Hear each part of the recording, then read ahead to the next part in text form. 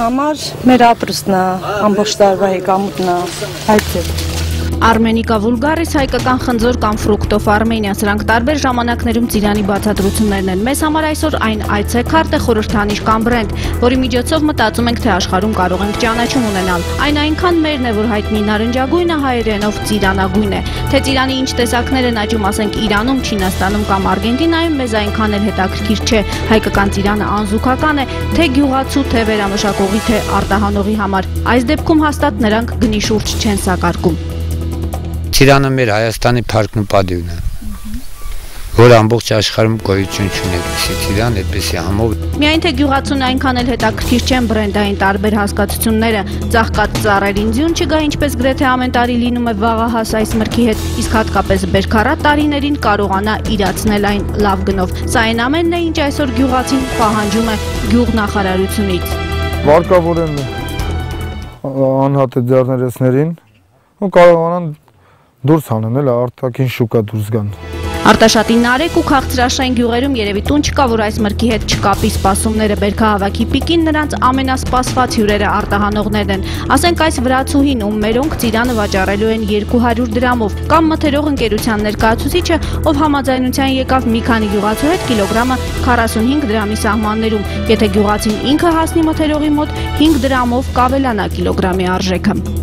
Մենք սա կյանքներս տրոփումով աշխատում ենք, բերում հասցնում ենք այս իրավիճակում, փաստորեն հիմի հայտնվում ենք պատի դիմաց։ Ահավոր իրավիճակի մեջ ենք ընկնում, չենք կարող ռեալիզացիա ունենք։ Մարդիկ եկել են, իշ գնով ուզում են, այն գնով ասում են տարեք, մենակ բրծանեք։ Ըմշամարտի Եվրոպայի չեմպիոնը փորձում է կոփել իրեն այս անգամ ոչ թե ֆիզիկապես, այլ հոգեպես, ասենք դիմանալ Ծիրանի մշակման, իրացման շղթայի բոլոր փորձություններին։ Եթե դիմանում ես Ծիրանի քաղաքին, ուրեմն կդիմանաս բոլոր խոչընդոտներին։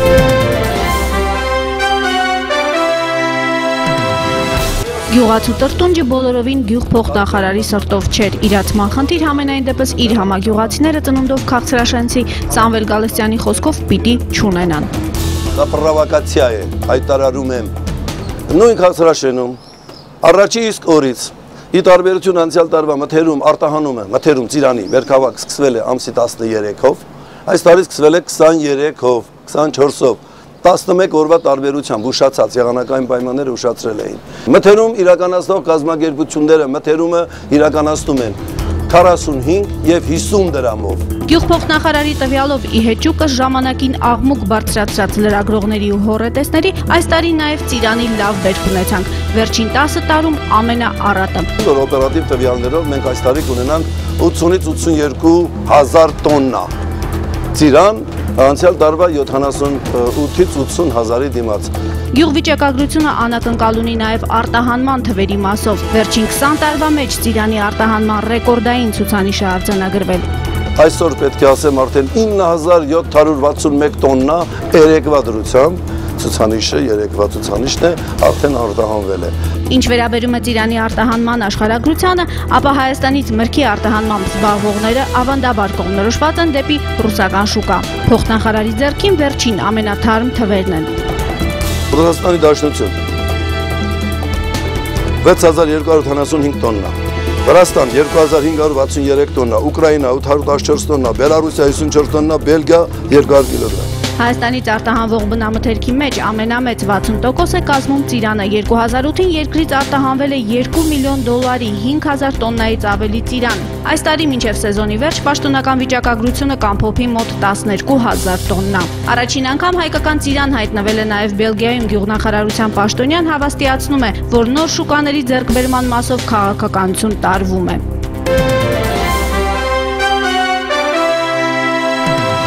Հայկական ծիրանի արտաքին աշխարհի ելքի ամենաշահավետ ճանապարհը վերին Լարսը մնում է փակ։ Հիշեցնեմ, դեռևս 2006-ից այն փակվել էր վերանորոգման պատրվակով։ Հիմա արդիականացված, բայց էլի փակ է։ Թբիլիսի-Մոսկվա բարձր մակարդակի բանակցությունների սպասումով։ Մինչ այդ ստիպված ենք փարատվել Դաշնության մաքսային ծառայության պաշտոնյայի այն հայտարարությամբ, թե այս անցակետի գոյությունը ամենաշատը Հայաստանին է անհրաժեշտ։ Самая большая заинтересованность вот в этом коридоре проявляет Республика Армения. Այսպիսով արտահանման բարձր տեմպերը մրգաշատ այս ամռանը Հայաստանը ապահովում է լաստանավային երկարատև կամ օդային թանկ ճանապարհներով։ Ծիրանի ինքնարժեքը մինչև Ռուսաստան հասնելը 4 անգամ թանկանում է։ Կառավարության մակարդակով հանձնարարականները տրված թղթարարությունը սահմանին հասցնել 0-ի։ 15 տարի այս գործով զբաղվող գործարարը արտահանման կազմակերպման առումով այս տարի խոչընդոտ չի տեսնում։ Փաստաթղթերը մենք ձևակերպում ենք անթերի։ Որ գործարարը լրիվ շունչ քաշի, անհրաժեշտ է միայն, որպեսզի Ծիրանի յուրաքանչյուր խմբականակի համար առանձին փաստաթղթային ձևակերպում չպահանջվի։ Հարկայինի դաշտում փաստաթղթային այս քաշքշուկը դեռևս կա։ 29 տոննա օրական ուղևորափոխադրող ինքնաթիռներով Հայաստանից գյուղմթերք է դուրս գալիս, գերիշխողը դարձյալ Ծիրանն է։ Եվ չնայած աննախադեպ տեմպերին, եթե հաշվենք, որ 82,000 տոննա ընդհանուր առմամբ բերք է ստացվել այս տարի, Ծիրանի զգալի մասը մնալու է երկրի ներսում։ Փոքրիկ Հայաստանը որքանով կկարողանա ճիշտ կլանել 70,000 տոննա ծիրանը, այստեղ է, որ հասարակական կազմակերպությունների ու նախարարության ջուրը մի առվով չի գնում։ Եթե մենք ունենք նախարարություն, գյուղատնտեսական, այսինքն մենք պետք է հասկանանք, որ այդ նախարարը պետք է լինի հայ գյուղ մթերք արտադրողի շեշտում եմ, որտեղ տարբեր հասկացողություններ կա, գյուղացի որ մթերքը չի արտադրում։ Հայ գյուղ մթերք արտադրողի ուրեմն պաշտպանը պետք է լինի բառացիայում ասում Հայաստանի կառավարությունը։ Նրա շահերը պաշտպանողը պետք է լինի, այո, եւ պետք է կռիվ տա իր բնակավարը հզորացնելու համար։ Ինչի՞ չէ։ Միջև վերջ պետք է պայքարի, այլվա գյուղացի կհավատա։ Ամենահոռետեսական հաշվարկներով մթերող ընկերություններն այս տարի 5000 տոննա ծիրան կգնեն գյուղացուց։ Գյուղնախարարությունում այսօր ֆիքսված մթերման գինը 40-45 դրամն է, գյուղացին նաև 25 դրամից է խոսում։ Վերամշակող հայտնի մի քանի ընկերություններ այս տարի դեռ չեն էլ գնացել գյուղացու մոտ կամ շրջանառու միջոցներ չլինելու կամ անցյալ տարվանից մնացած բերքի պատճառաբանությամբ։ Եվրոթերմոն, որ շուկայում նոյան ապրանքանիշով է հայտնի, մասնագիտացել են ծիրանի խտանյութի արտադրման ուղղությամբ։ Չնայած ճգնաժամային իրողություններին փորձել են չխախտել գործընկերությունը գյուղացու հետ, մթերում են թեկուզ պարտքով։ Հիմնականում մեր համար շատ կարևոր է կապը գյուղացու հետ պահել, մթերումները, որ մի օրվա համար չենք, նենց չի, որ երբ որ հեշտ է վաճառելը մթերում ենք, իսկ հիմա եթե դժվար է իրացնելը, պետք է դադարեցնենք։ Ցավոք սրտի այս տարի արեցինք մի բան, որը նախկինում մեր մոտ ընդունված չէր, որ գումարի մի մեծ մասը թողել ենք աշնանը։ Այսպիսով, որ ծիրանը հայկական բրենդ կարող է հանդիսանալ միջազգային շուկայում, կարծես թե անվիճելի է, բայց բրենդային է դարձել միայն արմյանսկի աբրիկոսը, այսինքն դեռ նվաճված է միայն ռուսական շուկան։ Համեմատության կարգով ասեմ, եթե մեր ծիրանը Մոսկվա քաղաքում վաճառում ենք 120-ից 150 ռուբլի, բուլղարական ծիրան, ուզբեկական ծիրանը վաճառվում է 50 ռուբլի։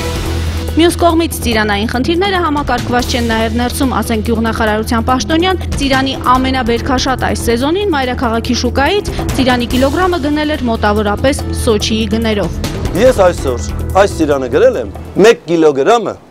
700 դրամով, ընտրովի ամենաբարձր վերավաճառողից։ Գյուղացին այս ծիրանը հանձնել է 350 դրամով,